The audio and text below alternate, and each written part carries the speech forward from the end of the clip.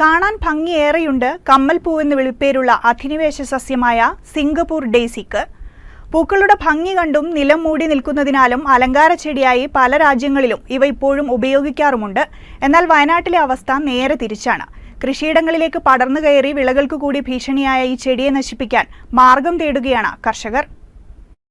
ഓണത്തിന് പൂക്കളം ഒരുക്കുന്നവർ ഒരു തവണയെങ്കിലും ഈ കുഞ്ഞൻ പൂവിനെ ഉപയോഗിച്ചിട്ടുണ്ടാകും.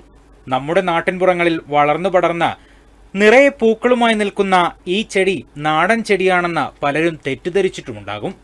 തീരകാന്തി, വെഡേലിയ, അമ്മിണിപ്പൂ തുടങ്ങി ചെറു സൂര്യകാന്തിപ്പൂ എന്നുവരെ വിളിപ്പേരുള്ള അധിനിവേശ സസ്യമാണ് സിംഗപ്പൂർ ഡെയ്സി.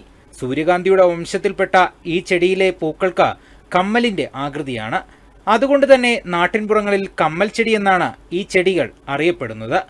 സാധാരണ കൃഷിയിടങ്ങളിലും വഴിയരികുകളിലും പച്ചവിരിച്ചു നിൽക്കുന്ന ഈ വള്ളിച്ചെടിയിൽ നിറഞ്ഞു പൂക്കുന്ന കുഞ്ഞൻ പൂവ് ആരെയും ആകർഷിപ്പിക്കുന്നതാണ്.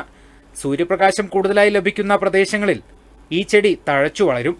എന്നാൽ സിംഗപ്പൂർ ഡെയ്സി കർഷകരെ ഏറെ വലയ്ക്കുകയാണ്. കൃഷിയിടങ്ങളിലും മറ്റും വളരെ വേഗത്തിൽ പടർന്നു പിടിച്ച മറ്റ് സസ്യങ്ങളുടെ സ്വാഭാവിക വളർച്ചയെ തടസ്സപ്പെടുത്തുന്ന ഇവയെ ഇല്ലാതാക്കാൻ കർഷകർ പല മാർഗങ്ങളും പരീക്ഷിക്കുന്നുണ്ട്. നമ്മളിപ്പോൾ കൃഷിയിലാകെ നഷ്ടത്തിലാണ് ഉള്ളത്.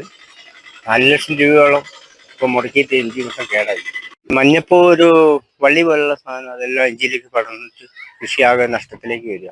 അതിന് മരുന്നടിച്ചിട്ട് നിൽക്കുന്നില്ല.